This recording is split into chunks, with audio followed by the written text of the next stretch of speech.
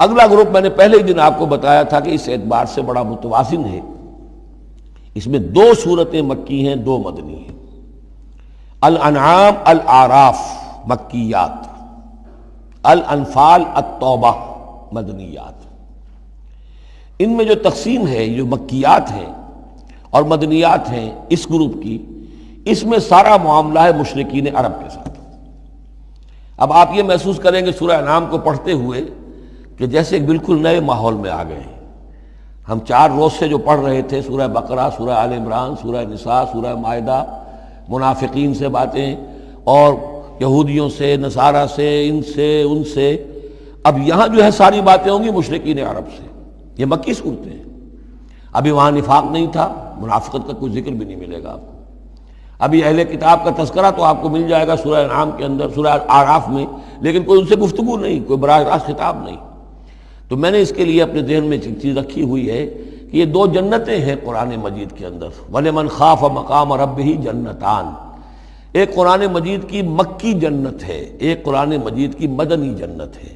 مدنی جنت کی ہم سیر کر رہے تھے، یہ 4 دن سے ہم یہ 4 صورتیں جو پڑھ رہے تھے، یہ در حقیقت یہ مدنی قرآن ہے، مدنی جنت ہے، اس کی ہم نے سیر کی ہے۔ اب مکی قرآن میں ہم داخل ہوں گے، اور اس میں یہ جو 2 صورتیں ہیں یہ حضور کے جو قیام مکہ کا دور ہے اس کے تقریباً آخری زمانے کی ہے۔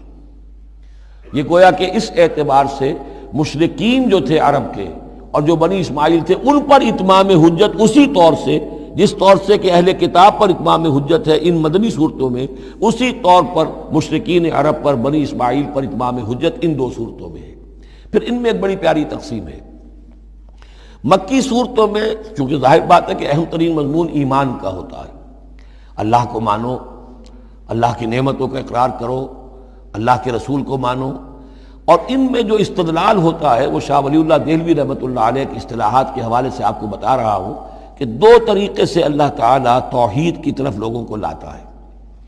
التذکیر بآلاء اللہ، اللہ کے احسانات، اللہ کی عظمت، اللہ کی نشانیاں، اللہ کی قدرت، اللہ کی صناعیاں، یہ تو آیات آفاقیہ، آیات انفسیہ، اور اللہ کے احسانات تم پر، ان کی نعمتوں کا تذکرہ، اس کو کہتے ہیں التذکیر بآلاء اللہ، اللہ کے احسانات اور اس کی قدرت کے جو کرشمے ہیں ان کے حوالے سے یاد دہانی، تذکیر۔ اللہ تعالیٰ کا ایمان ہمارے اندر ہے، ڈورمنٹ ہے، بالقوہ ہے، سویا ہوا ہے، اسے جگانے کے لیے یہ آیات قرآنیہ آتی ہیں، اسے ایکٹیویٹ کرنے کے لیے وہ پوٹینشیل ایمان ایکچوئل ایمان بن جائے، لیکن اس کے لیے تذکیر ہے، یاد دہانی۔ اس تذکیر کا ایک پہلو ہے التذکیر بآلاء اللہ، اللہ کی نعمتوں، اس کی صناعیوں، اس کی قدرتوں کے حوالے سے اللہ کے ایمان کی دعوت۔ ایک ہے التذکیر بایام اللہ، اللہ کے دنوں کے حوالے سے۔ اللہ کے دنوں میں سب سے بڑے دن وہ ہیں جن میں اللہ تعالیٰ نے بڑی بڑی قوموں کو تہس نہس کر دیا۔ پوری قوم نوح غرق کر دی گئی، پوری قوم عاد برباد کر دی گئی، نسیا منسیہ، پوری قوم سمود ختم کر دی گئی، چند ساتھی اہل ایمان اور وقت کے رسول بچا لیے گئے۔ ایک کشتی پر حضرت نوح اور ان کے ساتھی، محدود چند اہل ایمان، باقی پوری نوع انسانی اس وقت تک اتنی ہی تھی، ختم ہو گئی۔ اس طرح قوم عاد پوری ختم ہو گئی، حضرت ہود اور چند لوگ بچا لیے گئے۔ قوم سمود پوری ختم ہو گئی، حضرت صالح اور چند اہل ایمان بچا لیے گئے۔ قوم شعیب پوری ختم ہو گئی، مدین کے لوگ، صرف حضرت شعیب اور ان کے چند ساتھی بچا لیے گئے۔ عمورہ اور صدوم کی بستیاں برباد کر دی گئی، صرف حضرت لوط علیہ السلام اور ان کی بیٹیاں وہاں سے نکل سکی ہیں، باقی پوری قوم ختم ہو گئی۔ تو یہ ایام اللہ، آل فرعون غرق کر دیے گئے۔ یہ اللہ کی سنت رہی ہے کہ جب بھی کبھی اس نے کسی قوم کی طرف رسول کو بھیجا، نبی نہیں، رسول، جب رسول بھیج دیا گیا، اب اگر قوم نے رسول کو رد کر دیا تو پھر اس کے ساتھ رعایت نہیں ہے، پھر وہ قوم ختم کر دی جائے گی، گویا کہ ثابت ہو گیا ان میں کوئی خیر نہیں ہے۔ جیسے آپ کسی باغ میں سے پتے وتے جھاڑ جھکاڑ جمع کر کے آگ لگا دیتے ہیں، تو گویا کہ یہ دنیا کے باغ کے اندر اب یہ جھاڑ جھکاڑ ہے، ان میں کوئی خیر رہا ہی نہیں۔ نبی کے، رسول کے آنے کے بعد بھی یہ لوگ جو ہیں ان کی آنکھیں نہیں کھلی تو معلوم ہوا کہ اب ان کے اندر کوئی خیر نہیں ہے، تو ان کو ختم کر دیا جائے اور زمین کو پاک کر دیا جائے، یہ زمین کا بوجھ ہے، زمین کے لیے گندگی ہے، پاک کر دیا جائے۔ یہ ایام اللہ ہے جن کا ذکر قرآن مجید میں بار بار آتا ہے۔ اس کے علاوہ ایام کا معاملہ پھر ایک ابتدا ہے، ازل کے اندر کیا ہوا ہے وہ بھی تو یوم ہی ہے نا، ٹائم کے حوالے سے، اور پھر کیا ہوگا ابد میں، آخرت میں کیا ہوگا۔ یہ جو ہے سلسلہ تخلیق اور ازلی حقائق، اور پھر یہ کہ بعث بعد الموت، اور پھر کیا ہونا ہے عالم برزخ میں، اور پھر کیا ہونا ہے عالم آخرہ میں، اور پھر کیا ہوگا وہاں پر اصحاب جنت بھی ہوں گے، اصحاب جہنم بھی ہوں گے، اور وہ بھی ہوں گے کہ جو درمیان میں ہوں گے۔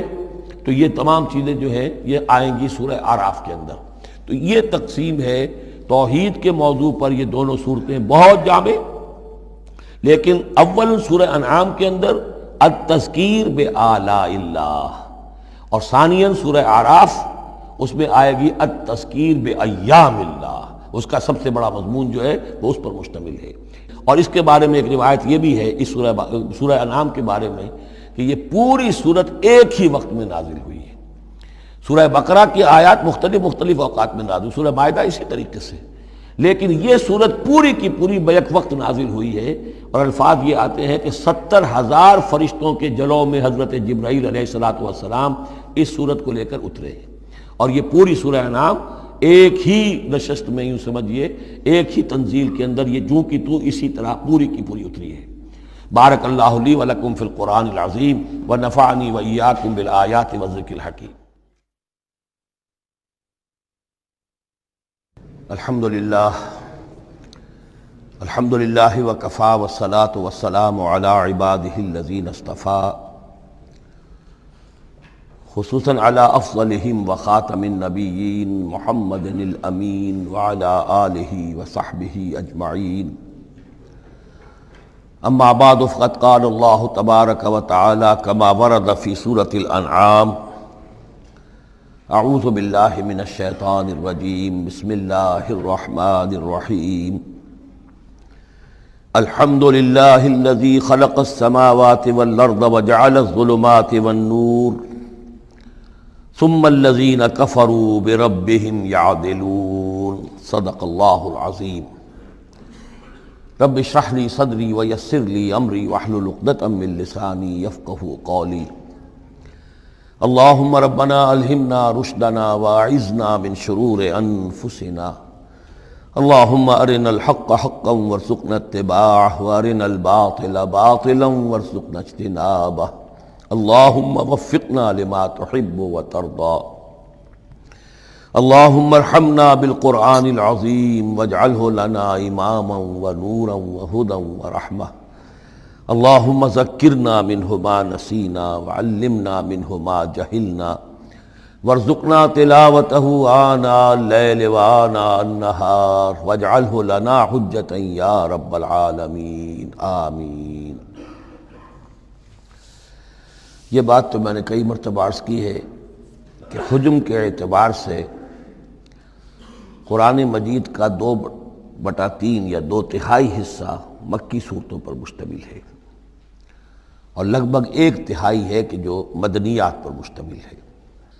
البتہ قرآن حکیم میں مکی اور مدنی صورتوں کے جو 7 گروپ ہیں، ان میں سے چونکہ پہلے گروپ کی مکی صورت سورہ فاتحہ ہے، حجم کے اعتبار سے بہت ہی چھوٹی، کل 7 آیات پر مشتمل، اگرچہ معنوی اعتبار سے بہت عظمت کی حامل ہے، بڑی فضیلت کی حامل ہے، تاہم یہ کہ وہ سورہ مبارکہ ایسی ہے کہ وہ مکی مدنی کی تقسیم سے بھی اعلیٰ ہے، ارفع ہے، بلندتر ہے۔ اس حوالے سے اگر دیکھا جائے تو قرآن حکیم میں اس تقسیم کے اعتبار سے، مکی اور مدنی صورتوں کے گروپ کے اعتبار سے، مکی صورتوں کے 6 گروپ بنتے ہیں، یعنی پہلے گروپ میں نہ ہونے کے برابر۔ پہلا سائزیبل جو جوڑا ہے وہ یہ ہے جو سورہ انعام اور سورہ اعراف پر مشتمل اب ہم شروع کرنے چلیں۔ بعض باتیں تو آپ جان لیجئے کہ مکی اور مدنی صورتوں کے مضامین میں جو بنیادی فرق ہے، سب سے پہلی بات یہ ہے کہ مکی صورتوں میں زیادہ تر گفتگو مشرکین عرب کے ساتھ ہے، اور مکی صورتوں کا جو اصل مضمون ہے وہ توحید ہے، توحید کا اس بات، شرک کی نفی۔ اس کے ساتھ جو دوسرے ایمانیات ہیں، ایمان بالآخرہ، ایمان بالرسالت، جو اس کے ساتھ لازمی جڑے ہوئے ہیں، تو اصل مضمون جو ہے مکی صورتوں کا وہ ایمانیات ہیں، اور اس میں زیادہ تر جو خطاب ہے وہ مشرکین عرب کی طرف ہے۔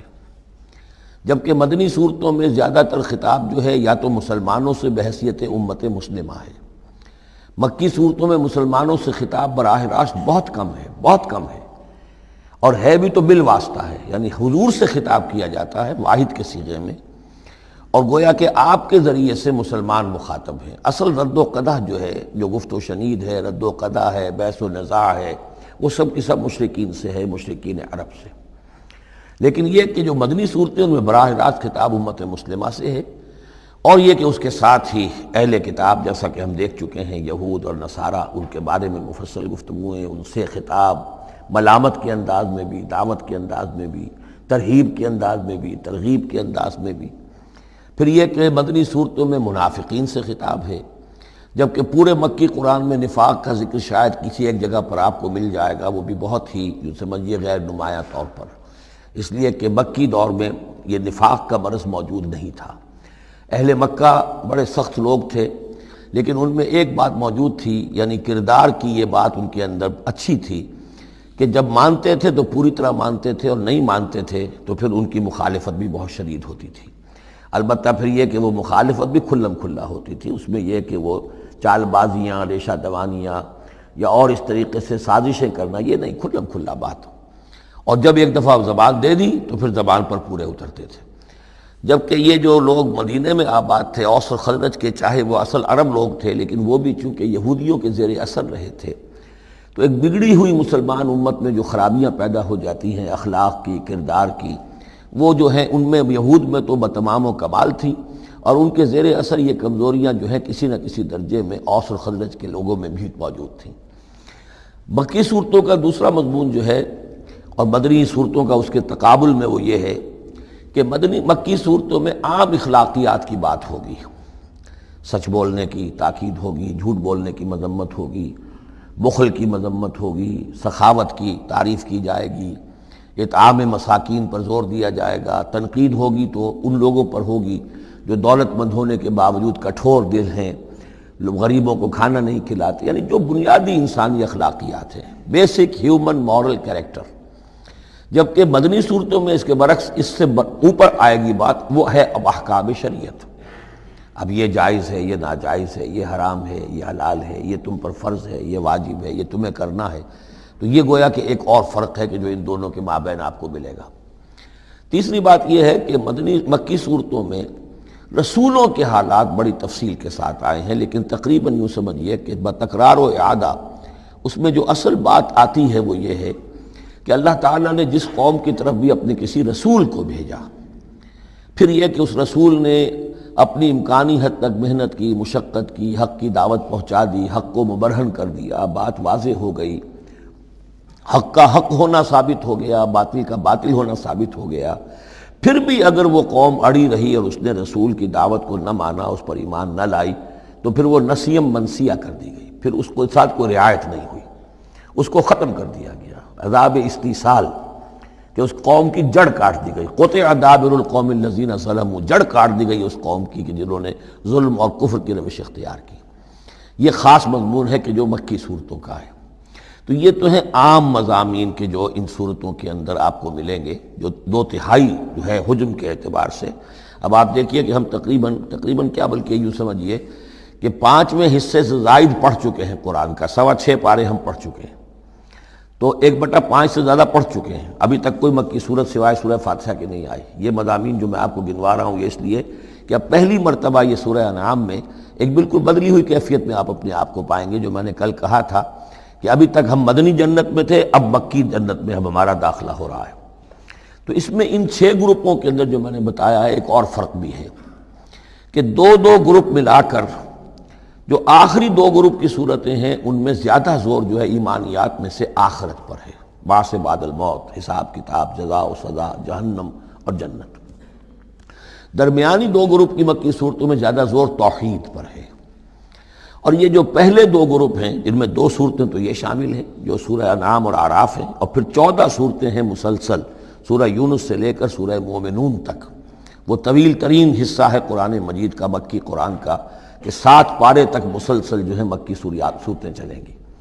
ان صورتوں میں زیادہ زور رسالت پر ہے، جو بات میں نے ابھی عرض کی تھی کہ رسول کی بات اگر نہ مانی جائے تو پھر قوم تباہ و برباد کر دی جاتی ہے۔ نبی کا یہ معاملہ نہیں ہے، نبی کی حیثیت ایسی ہوتی ہے جیسے اولیاء اللہ ہیں، ان کی بات جس نے مان لی اس کو فائدہ ہو گیا، نہیں مانی اس کو نقصان ذاتی طور پر ہو جائے گا، لیکن پوری تباہی اور قوم کی ہلاکت نہیں ہوا کرتی تھی۔ عام اولیاء اللہ اور انبیاء میں فرق یہ ہے کہ عام اولیاء اللہ پر وحی نہیں آتی، انبیاء پر وحی آتی تھی، بس اس سے زیادہ فرق ان کے مقام اور مرتبے میں نہیں ہے۔ لیکن یہ کہ رسول بنا کر جس کو بھیج دیا جائے وہ پھر اللہ تعالیٰ کی عدالت بن جاتا ہے کہ اب تو جو اس کو مانے گا اس کے لیے خیر ہے، جو نہیں مانے گا اس کے لیے پھر ہلاکت ہے۔ تو یہ مضامین ہے۔ باقی یہ کہ مکی صورتوں میں پھر جو جوڑے ملیں گے آپ کو، جیسے یہ جوڑا ہم پڑھ رہے ہیں انعام اعراف، اس کے بارے میں ایک بات میں آپ کو کل بتا چکا ہوں کہ جب بات ہوتی ہے اللہ تعالیٰ کو منوانے کی، اللہ تعالیٰ کی معرفت آپ کو حاصل ہو جائے تو اس کے دو راستے قرآن اختیار کرتا ہے۔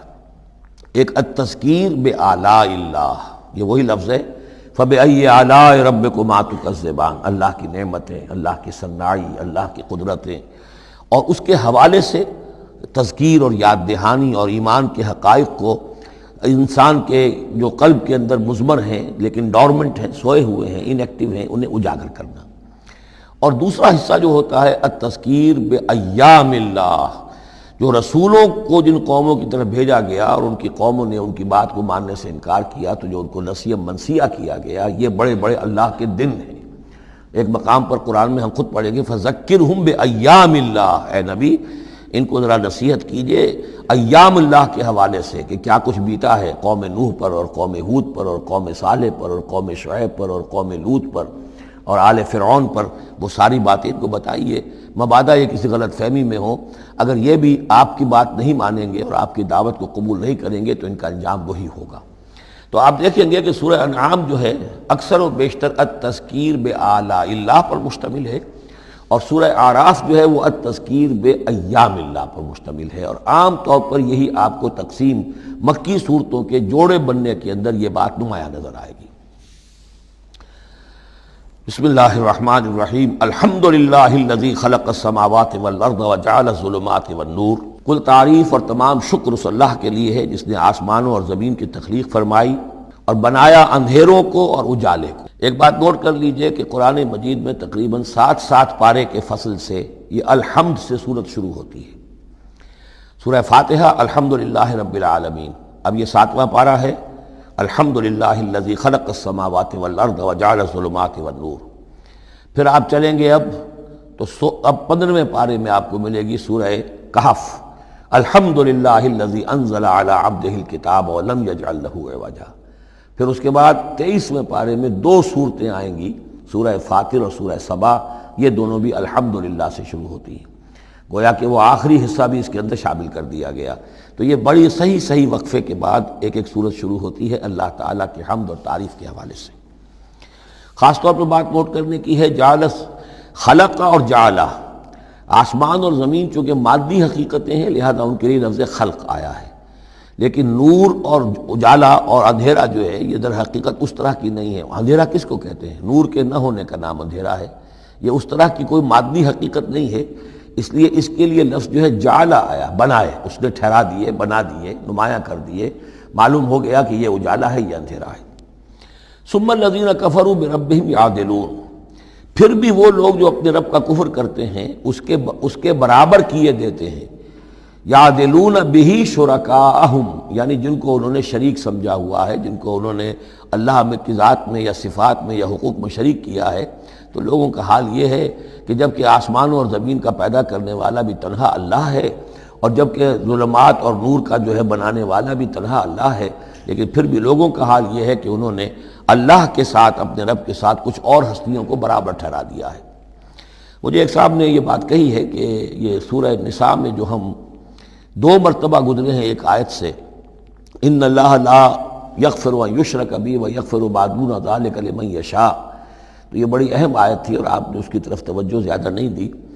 یقیناً یہ بڑی اہم آیت ہے، اس میں کوئی شک نہیں کہ اللہ تعالیٰ اسے ہرگز معاف نہیں فرمائے گا کہ اس کے ساتھ شرک کیا جائے، البتہ یہ ہے کہ اس سے کم تر جو گناہ ہوں گے جن کو چاہے گا بخش دے گا بغیر توبہ کے۔ باقی یہ کہ شرک سے بھی انسان تائب ہو جائے تو شرک بھی معاف ہو جائے گا، لیکن یہ کہ اس میں ضرورت ہوتی ہے اس بات کی کہ وضاحت کی جائے کہ شرک صرف بت پرستی کا نام نہیں ہے، شرک صرف اس کا نام نہیں کہ کوئی مورتی رکھی ہوئی ہے اسے آپ نے سجدہ کیا ہو۔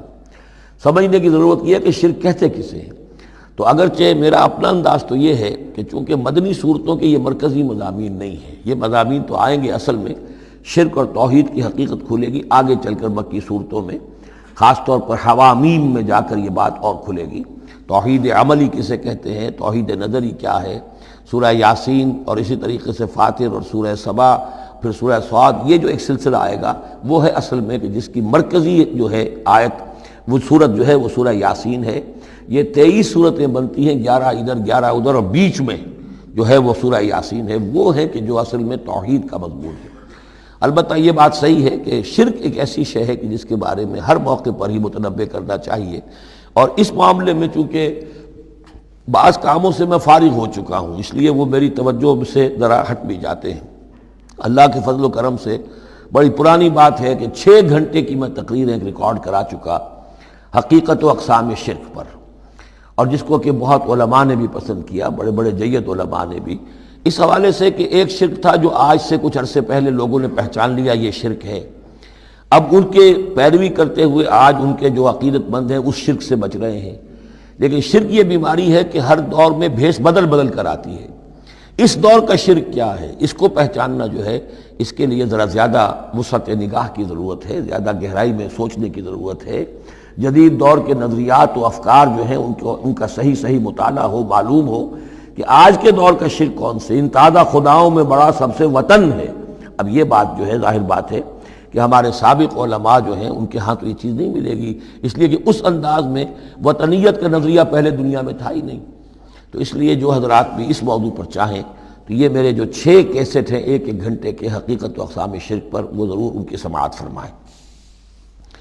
هو الذی خلقکم من طین ثم قضى اجلا، وہی ہے کہ جس نے تمہیں بنایا ہے گارے سے اور پھر ایک وقت مقرر کر دیا ہے۔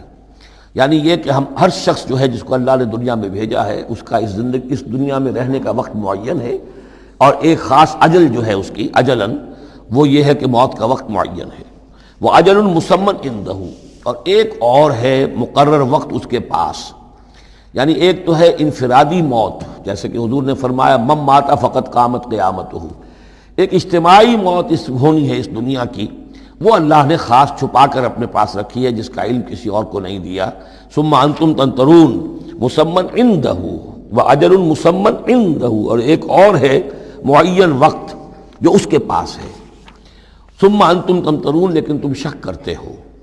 وَهُوَ اللَّهُ فِي السَّمَاوَاتِ وَفِي الْأَرْضِ، اور وہی اللہ ہے آسمانوں میں بھی اور زمین میں بھی، ایک ہی اللہ ہے۔ یہ نہیں ہے کہ آسمانوں کا اللہ کوئی اور ہے، زمین کا اللہ کوئی اور ہے۔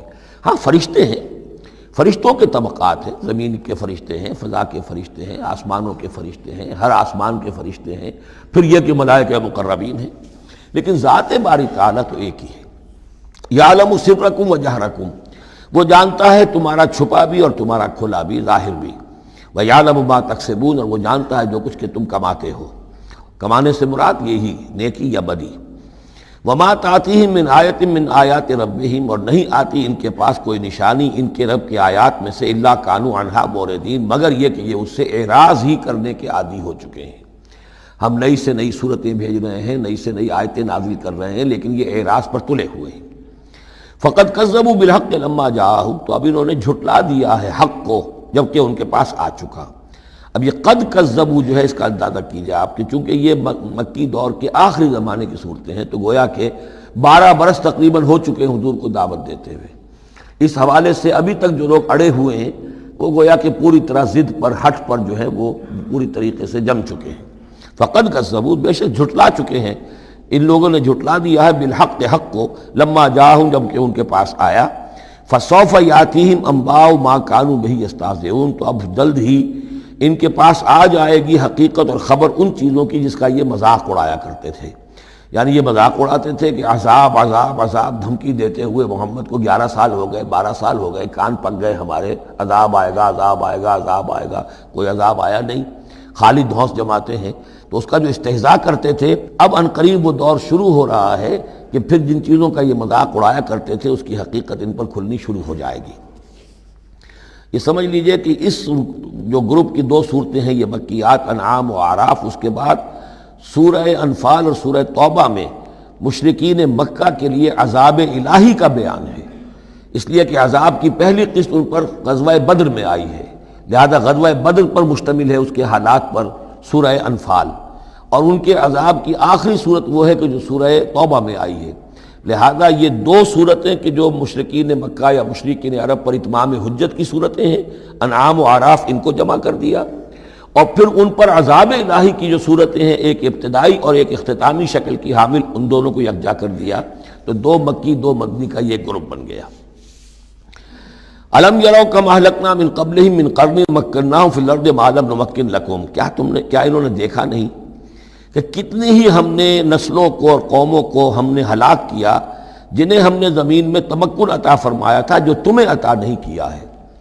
قوم عاد کتنی زبردست قوم تھی، اسی جزیرہ نما عرب میں آباد تھی، تمہیں اس کے حالات کچھ معلوم ہیں، قصے تمہیں معلوم ہیں۔ قوم سمود کتنی بڑی قوم تھی، جتنا دبدبہ اس کا تھا، جس طرح کہ اس نے اپنے پہاڑ تراش کر اور چٹانیں تراش کر محل بنائے تھے، ذرا تصور کرو اے قریش مکہ، تمہیں تو وہ چیزیں نصیب بھی نہیں ہوئی ہیں۔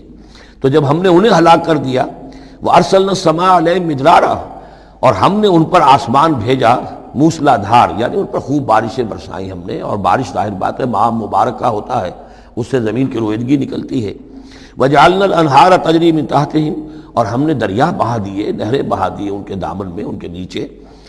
فَأَهْلَكْنَاهُمْ بِذُنُوبِهِمْ، تو ان کو بھی ہم نے ان کے گناہوں کے پاداش اور اعراض اور کفر کے پاداش میں ہلاک کر دیا۔ تو مطلب یہ ہے کہ پھر تم کس کھیت کی مولی ہو؟ تم کیا سمجھتے ہو کہ تمہارے ساتھ اللہ تعالیٰ کی سنت اور اللہ کا قانون بدل جائے گا؟ وَأَنشَأْنَا مِن بَعْدِهِمْ قَرْنًا آخَرِينَ، اور ہم نے ہر ایک کو ہلاک کرنے کے بعد پھر ایک اور قوم کو اور ایک اور نسل کو اٹھا دیا۔ وَلَوْ نَزَّلْنَا عَلَيْكَ كِتَابًا فِي قِرْطَاسٍ، اب یہ اصل میں اس آیت کو سمجھ لیجیے، آیت نمبر 7 جو ہے یہ اس سورہ مبارکہ کا سب سے بڑا مرکزی مضمون ہے کہ حضور پر آخری دباؤ ڈال دیا تھا قریش نے کہ آپ اگر رسول ہیں اور رسالت اپنی ہم سے بنوانا چاہتے ہیں تو کوئی حصی معجزہ ہمیں دکھائیے، ایسا معجزہ جو اب آپ اپنی آنکھوں سے دیکھیں۔ مردہ کو زندہ کیجئے، آسمان پہ چڑھ کے دکھائیے، مکے میں ابھی کوئی باغ بنا دیجئے، یہاں کوئی چشمہ نیا نکال دیجئے، کوئی سونے چاندی کا محل دکھا دیجئے، آسمان سے اترتے ہوئے کتاب لے کر اترتے ہوئے ہم دیکھیں آپ کو۔ تو یہ ان کی طرف سے تقاضا جو ہے زور پکڑتے، اور یہ آپ دیکھیں کہ مسلسل چلے گا معاملہ۔ اب یہ اللہ تعالیٰ کی طرف سے فیصلہ یہ تھا کہ ہم نے ایسا کوئی معجزہ نہیں دکھانا۔ اب یوں سمجھیں آپ کہ یہ چکی کے دو پارٹ تھے جن کے درمیان حضور صلی اللہ علیہ وسلم کی ذات آ گئی۔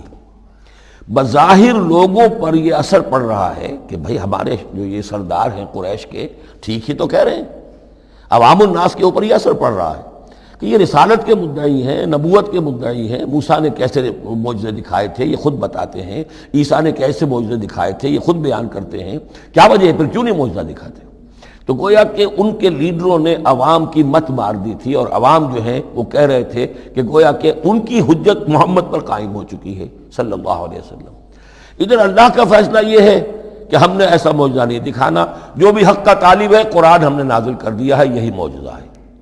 تو یہ جو ہے رد و قضا اس میں جو ہو رہی ہے، اور اس میں واقعہ یہ ہے کہ کسی جگہ پر تو جا کر انسان کانپ اٹھتا ہے تصور کر کے کہ حضور صلی اللہ علیہ وسلم کی جو جان تھی، جان مبارک آپ کی کس قدر ضیق میں آ چکی تھی۔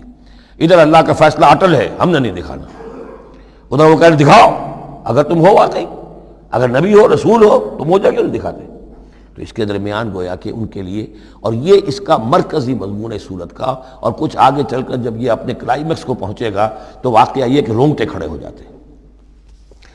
فرمایا وَلَوْ نَزَّلْنَا عَلَيْكَ كِتَابًا فِي قِرْطَاسٍ، اگر ہم نے اتار دی ان پر کوئی کتاب جو کہ کاغذوں میں لکھی ہوئی ہے، فَلَمَسُوهُ، اور وہ اسے چھو بھی لیں بِأَيْدِيهِمْ اپنے ہاتھوں سے، لَقَالَ الَّذِينَ كَفَرُوا إِنْ هَذَا إِلَّا سِحْرٌ مُبِينٌ، اس وقت بھی یہ کافر یہی کہیں گے کہ یہ تو کھلا جادو ہے، ہماری آنکھوں پر اثر ہو گیا تھا، ہماری نظر بندی کر دی گئی تھی۔ جس نے نہیں ماننا اس نے نہیں ماننا ہے، البتہ ہوگا کیا، ہم ایسا معجزہ دکھا دیں گے تو مہلت ختم ہو جائے گی، پھر فوراً عذاب آئے گا۔ اس لیے ابھی ہماری رحمت کا تقاضا یہ ہے، ہم انہیں مہلت اور دینا چاہتے ہیں، ابھی اور اس کو دودھ کو بلونا ہے، شاید اس میں سے کچھ اور مکھن بھی نکل آئے، اس لیے ہم معجزہ نہیں دکھا رہے۔ معجزہ دکھائیں گے، مہلت ختم ہو جائے گی، عذاب فوراً آ جائے گا۔ وقالوا لولا انزل علیہ ملک، وہ کہتے ہیں کیوں نہیں اترا ان کے اوپر کوئی فرشتہ، اوپر سے کوئی فرشتہ جو ہے پروں سے آتا دیکھتے ہم کہ ہاں آ رہا ہے۔ وَلَوْ أَنزَلْنَا مَلَكًا، اور اگر ہم نے فرشتہ اتار دیا ہوتا لَقُضِيَ الْأَمْرُ ثُمَّ لَا يُنظَرُونَ، پھر تو فیصلہ ہی چکا دیا جاتا، پھر انہیں کوئی مہلت نہ ملتی۔ یعنی یہ کہ یہ ساری جو آزمائش ہے اس دنیا کی زندگی میں، وہ تو غیب کے پردے کی وجہ سے تو آزمائش ہے، غیب کا پردہ اٹھ جائے امتحان ختم، پھر تو نتیجے کے ڈکلیئر کرنے کا وقت آ جائے گا۔ یہ تو امتحان جو ہے سارا وہ اس غیب ہی کی وجہ سے تو ہے۔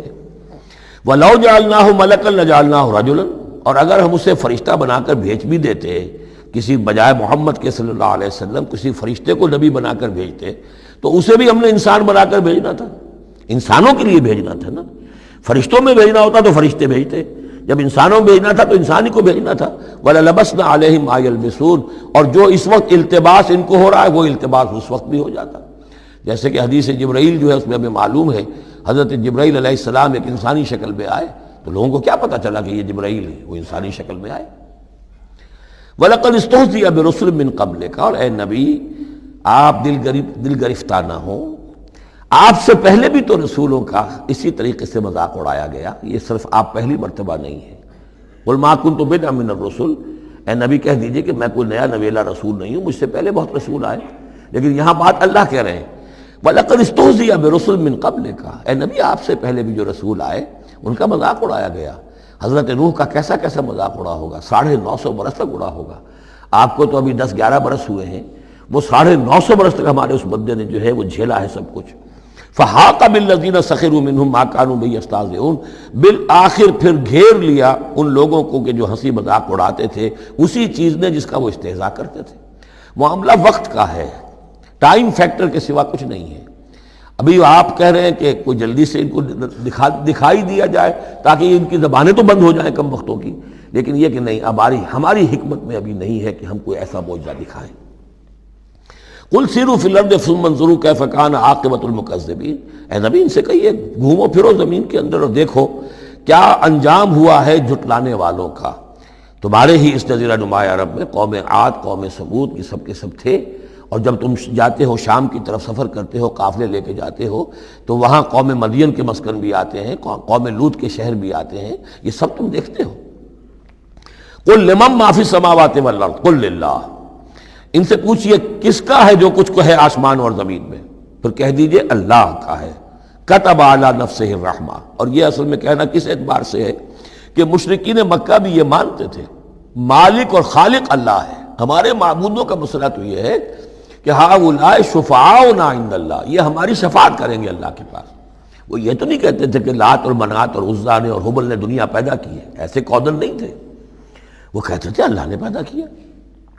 وَلَئِن سَأَلْتَهُم مَّنْ خَلَقَ السَّمَاوَاتِ وَالْأَرْضَ لَيَقُولُنَّ اللَّهُ، اے نبی آپ ان سے پوچھیں گے آسمان اور زمین کس نے بنائے، کہیں گے اللہ نے بنائے۔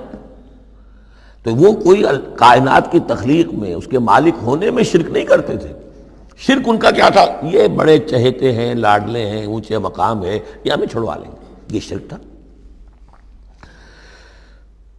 کتب علی نفسہ الرحمہ، اس نے اپنے اوپر رحمت کو لازم کر لیا ہے، یہ کتبہ اللہ نے لکھ لیا ہے، علی نفسہ ہی اپنے اوپر، یعنی یہ لزوم اللہ اپنے اوپر کوئی شے لازم کر لے، ہم کوئی شے اللہ پر خود لازم قرار نہیں دے سکتے۔ کتب علی نفسہ الرحمہ لیجمعنکم الی یوم القیامۃ لا ریب فیہ، وہ لازماً جمع کرے گا تمہیں قیامت کے دن کہ جس میں کوئی شک نہیں ہے۔ والذین خسروا انفسہم فہم لا یؤمنون، تو جو لوگ اپنے آپ کو خسارے میں ڈالنے کا فیصلہ کر چکے ہیں وہ ایمان نہیں لائیں گے۔ یہاں ایک نقطہ ہے، ذرا غور کرنے کی بات ہے کہ یہ رحمت کا اظہار کیسے ہوا۔ کتب علی نفسہ الرحمہ لیجمعنکم الی یوم القیامہ، قیامت کے دن تو مار پڑے گی، سزا پڑے گی، سختیاں ہوں گی۔ اہل ایمان کے لیے یہ رحمت کا ظہور ہوگا، یہاں رخ ہے اہل ایمان کے لیے، انبیاء و رسل کے لیے، صدیقین اور شہداء کے لیے، صالحین کے لیے۔ تم جو کچھ جھیل رہے ہو، جو مصیبتیں برداشت کر رہے ہو، جو اس وقت تمہیں تنگی ہو رہی ہے، تمہارے لیے اللہ تعالیٰ کی رحمت کا وہ وقت آ کر رہے گا، تمہاری ان ساری خدمات کا بھرپور صلہ ملے گا، تمہاری ان سرفروشیوں کے لیے اللہ تعالیٰ کی طرف سے قدر افزائی کا اعلان ہوگا۔ کتب علی نفسہ الرحمہ لیجمعنکم الی یوم القیامہ۔ کبھی تمہیں یہ خیال نہ آئے کہ ہم تو سب کچھ یہاں پر اپنا لٹا بھی بیٹھے اللہ کے لیے، پتہ نہیں وہ دن آئے گا بھی کہ نہیں، پتہ نہیں کوئی ملاقات ہونی بھی ہے کہ نہیں، پتہ نہیں یہ سب کچھ جو ہے واقعی حق ہے یا نہیں کہ جمع ہونا ہے اللہ کے ہاں اور جزا و سزا ہونی ہے. تو ان وسوسوں کو اپنے دل سے اپنے دماغ سے دور کرو. لہو ما سکن فی اللیل والنہار، اور اسی کا ہے جو کچھ کہ ساکن ہو جاتا ہے رات میں، اور یہاں مقابلے کا لفظ محذوف ہے، وما تحرک فی النہار، اور جو شے متحرک ہو جاتی ہے دن کے وقت. یہ مقابلے کے لفظ کو قرآن مجید میں حذف کر دیا جاتا ہے تاکہ آدمی خود اپنی عقل سے کام لے، ورنہ ظاہر بات ہے کہ نہار جو ہے دن کا وقت جو ہے وہ سکون کے لیے نہیں ہے. وَلَهُ مَا سَكَنَ فِي اللَّيْلِ وَمَا تَحَرَّكَ فِي النَّهَارِ، وہ اسی کا ہے جو کچھ کہ رات کے وقت سکون پکڑتا ہے اور دن کے وقت متحرک ہو جاتا ہے. وَهُوَ السَّمِيعُ الْعَلِيمُ، وہ سب کچھ سننے والا اور جاننے والا ہے. قُلْ أَغَيْرَ اللَّهِ أَتَّخِذُ وَلِيًّا فَاطِرِ السَّمَاوَاتِ وَالْأَرْضِ، ان سے کہیے لوگو، عقل کے ناخن لو، کیا میں اللہ کے سوا کسی اور کو اپنا ولی بنا لوں؟ اپنا کارساز، اپنا مولا، اپنا مالک، اپنا حمایت، اللہ کو چھوڑ کر کسی اور کو بنا لوں؟ فاطر السماوات والارض، جو کہ آسمانوں اور زمین کا پیدا کرنے والا، تم بھی مانتے ہو کہ وہی پیدا کرنے والا ہے، تو اس کو چھوڑ کر کسی اور کو اپنا ولی بنائیں اور کسی اور کے خود ولی بن جائیں، تو یہ تو بڑی حماقت کی بات ہے، بڑے گھاٹے کا سودا ہے. وَهُوَ يُطْعِمُ وَلَا يُطْعَمُ، وہ کھانا کھلاتا ہے، اسے کھانا کھلایا نہیں جاتا. تم تو بتوں کے سامنے تو رکھتے ہو چڑھاوے اور حلوے مانڈے پیش کرتے ہو، اللہ کو تو کوئی ضرورت نہیں، وہ تو کھلاتا ہے تمہیں، وہ رازق ہے.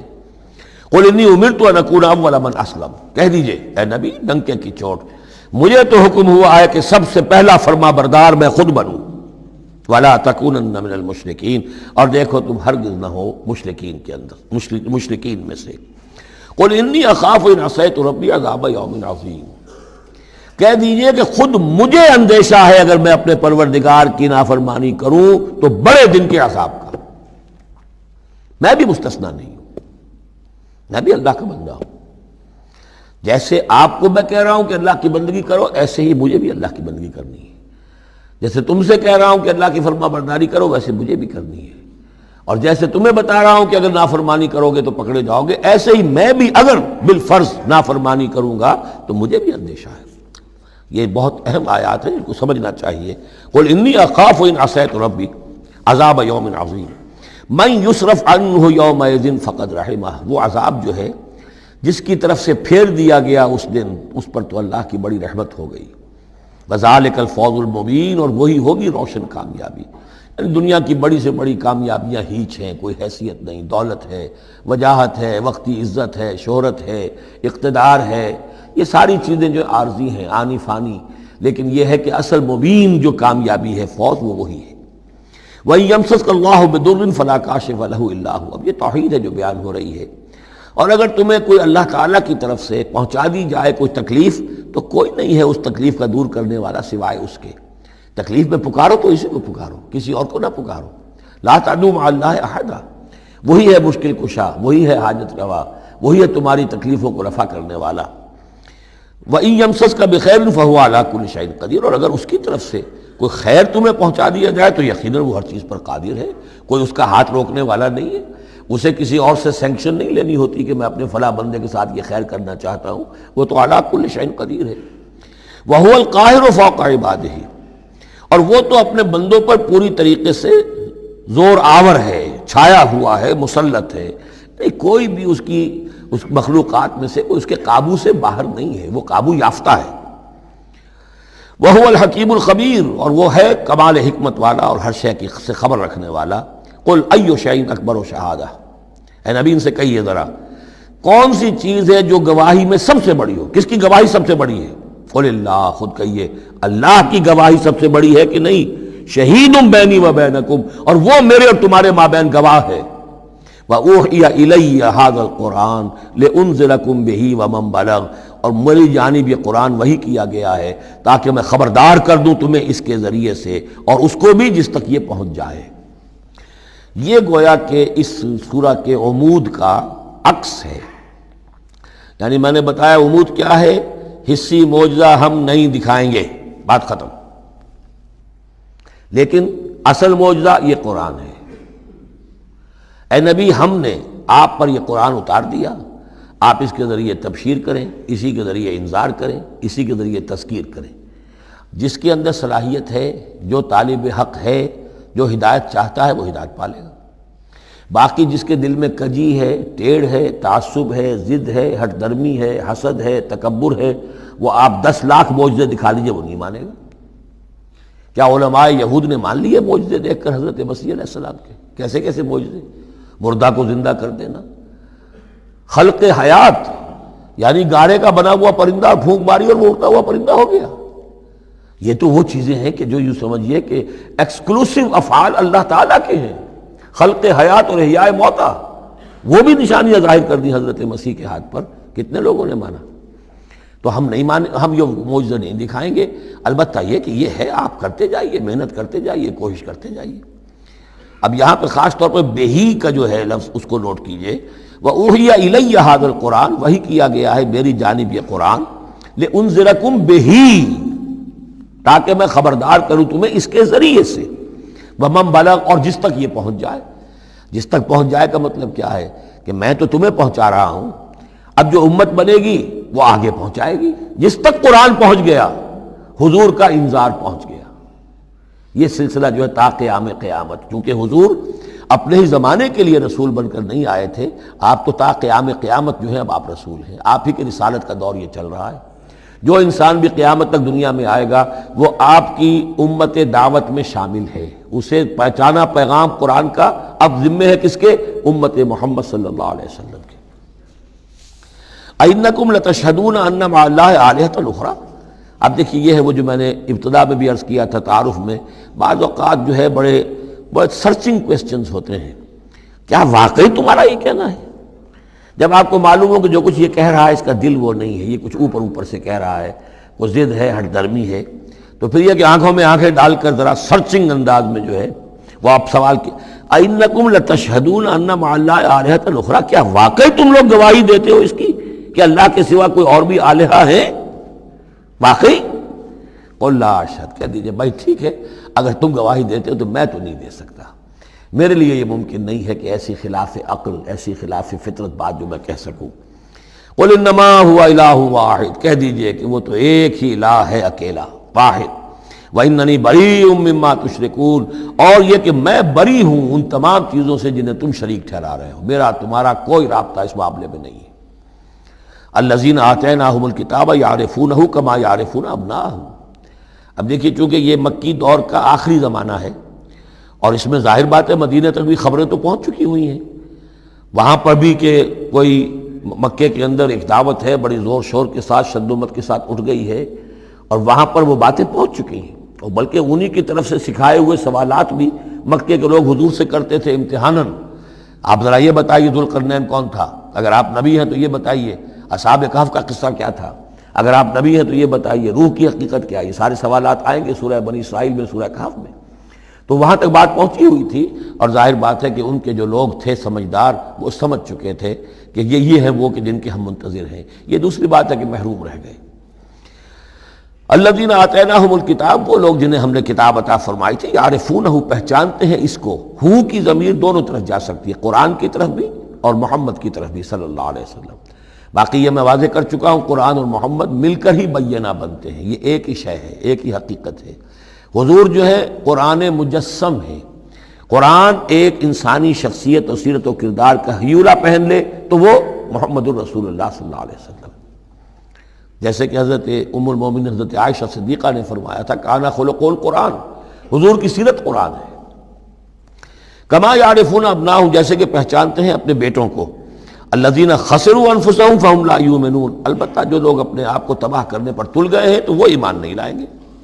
ومن اسلم ممن افترى علی اللہ کذبا او کذب بآیاتہ، اس سے بڑھ کر ظالم کون ہوگا جس نے اللہ پر کوئی جھوٹ تہمت لگائی یا اس کی آیات کو جھٹلایا۔ یعنی یہ دو جرم جو ہیں برابر کے عظیم ترین جرم ہیں، اللہ کی آیات کو جھٹلانا یا کوئی شے گھڑ کر اللہ کی طرف منسوب کر دینا۔ انہ لا یفلح الظالمون، یقیناً ایسے ظالم کبھی فلاح نہیں پا سکتے۔ وَيَوْمَ نَحْشُرُهُمْ جَمِيعًا، اور جس دن کہ ہم جمع کریں گے ان سب کو، ثم نقول للذین اشرکوا، اور پھر ہم کہیں گے ان سے جنہوں نے شرک کیا تھا، أَيْنَ شُرَكَاؤُكُمُ الَّذِينَ كُنتُمْ تَزْعُمُونَ، کہاں ہیں آپ کے وہ شرکاء جن کا کہ آپ کو گھمنڈ ہو گیا تھا، گمان ہو گیا تھا کہ وہ بچا لیں گے۔ ثم لن تکن فتنتهم الا ان قالوا واللہ ربنا ما كنا مشرکین، پھر نہیں ہوگی ان کی کوئی اور چال سوائے اس کے کہ وہ کہیں گے اے اللہ ہم تیری قسم کھا کر کہتے ہیں ہمارے رب ہم نے شرک نہیں کیا تھا، ہم مشرک نہیں تھے۔ انظر کیف کذبوا علی انفسہم، دیکھو کیسے وہ جھوٹ بولیں گے اپنے اوپر۔ وضل عنہم ما كانوا یفترون، اور جو افتراء انہوں نے کیا ہوا تھا کہ فلاں دیوی بچائے گی اور فلاں دیوتا بچا لے گا، وہ سب نسیم منسیہ ہو جائے گا، ضل عنہم گم ہو جائیں گے، ہاتھوں کے طوطے اڑ جائیں گے۔ وَمِنْهُمْ مَنْ يَسْتَمِعُ إِلَيْكَ، اور اے نبی ان میں سے کچھ لوگ ایسے بھی ہیں جو بڑی توجہ سے آپ کی طرف سنتے ہیں، آ کر توجہ کر کے۔ یہ بھی مسئلہ سمجھ لیجئے کہ قریش کا بھی مسئلہ وہی بن گیا تھا جو کہ مدینے والے جو علماء تھے ان کے، یہود کے اور ان کے عام لوگ تھے، ان میں جو فرق تھا۔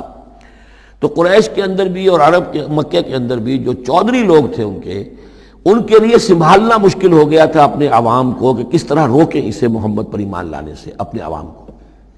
لہذا انہیں دھوکہ دینے کے لیے کیا کرتے تھے کہ بڑے بند سنور کر بڑے اہتمام سے آ کر بیٹھتے تھے اور حضور کی باتیں سنتے تھے، تاکہ عوام پر یہ اثر پڑے کہ جاتے تو ہیں، بڑے شوق سے جاتے ہیں، یہ ہمارے سردار ہیں، ذہین لوگ ہیں، ہمارا انٹیلیجنسیا ہے، یہ سب کچھ جا کر جو ہے وہاں سے آگے آخر ان کی سمجھ ہے نا، تو انہوں نے اگر رد کیا ہے تو کسی بنیادی پر رد کیا ہوگا۔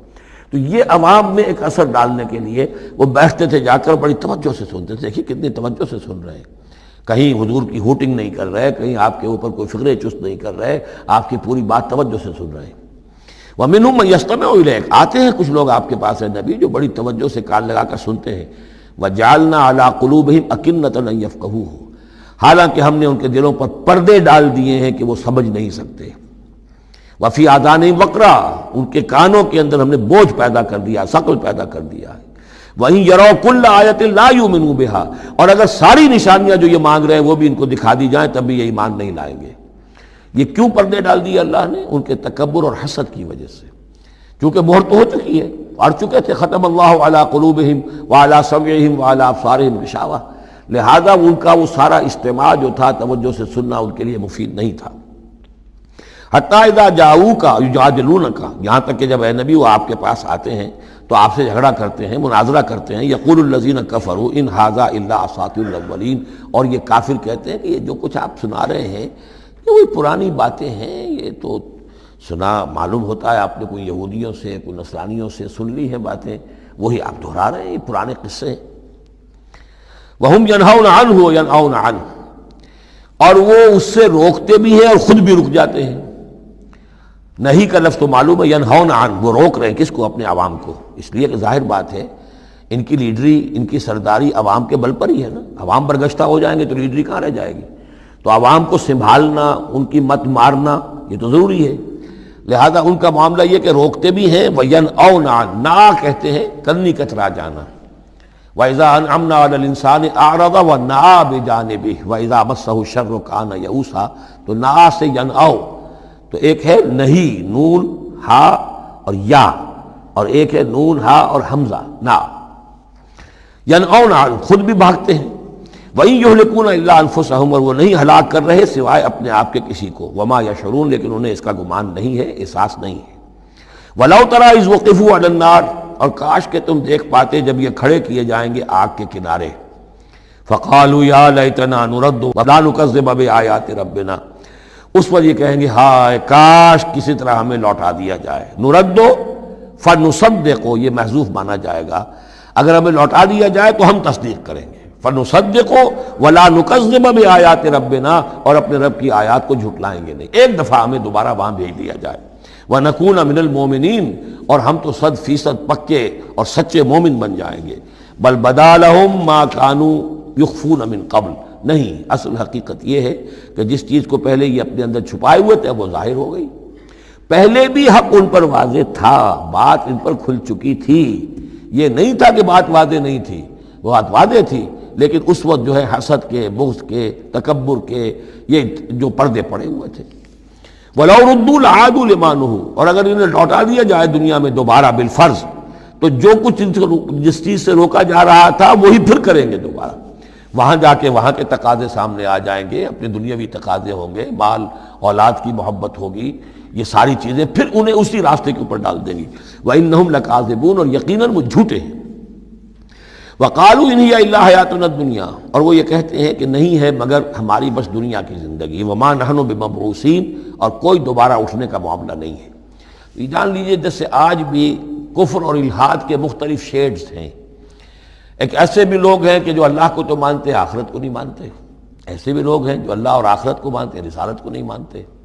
تو اس وقت بھی ایک اکثر جو تھے قریش کے لوگ اور جو مشرکین عرب تھے وہ آخرت کو مانتے تھے، بعد بعد الموت کو مانتے تھے، لیکن یہ کہتے تھے کہ ہمیں فلاں چھٹوا لے گا، فلاں بچا لے گا، ہمارے وہ جو ہیں حمایتی ہیں، وہ مددگار ہیں۔ لیکن کچھ طبقہ ان میں ایسا بھی تھا کہ جو جیسے آج کل کے ہمارے ملحد ہیں کہ نہیں کوئی زندگی نہیں ہے، مادہ پرستی جس کو ہم کہتے ہیں، الحاد، کہ بس یہی زندگی ہے، کوئی اور زندگی نہیں ہے۔ تو یہ ان لوگوں کا تذکرہ ہے۔ وقالوا ان ہی الا حیاتنا الدنیا وما نحن بمبعوثین، اور وہ کہتے ہیں کہ نہیں ہے بس سوائے اس دنیا کی زندگی کے، اور ہم نہیں اٹھائے جائیں گے دوبارہ۔ وَلَوْ تَرَىٰ إِذْ وُقِفُوا عَلَىٰ رَبِّهِمْ، اور کاش کہ تم دیکھ سکتے جب کہ یہ کھڑے کیے جائیں گے اپنے رب کے سامنے۔ قَالَ أَلَيْسَ هَٰذَا بِالْحَقِّ، اس وقت اللہ پوچھے گا یہ حق ہے یا نہیں؟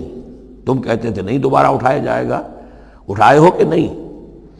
وَلَوْ تَرَىٰ إِذْ وُقِفُوا عَلَىٰ رَبِّهِمْ قَالَ أَلَيْسَ هَٰذَا بِالْحَقِّ قَالُوا بَلَىٰ وَرَبِّنَا، پھر وہ کہیں گے کہ کیوں نہیں، اور تیرے رب، اے رب تیری قسم ہے کہ یہ تو حق ہے۔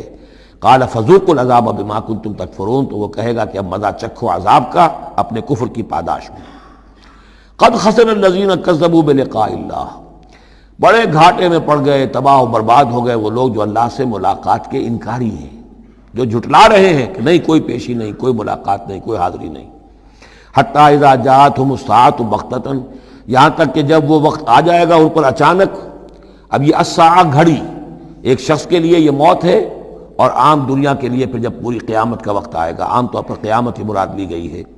اذا جاءتهم الساعۃ بغتۃ، اچانک آ جائے گی قیامت۔ قالوا یا حسرتنا علی ما فرطنا فیہا، تو وہ کہیں گے ہائے افسوس ہم سے کتنی کوتاہی ہوئی اس کے بارے میں، ہم نے قیامت کو جھٹلایا اور یہ قیامت تو حق بن کر سامنے آ گئی۔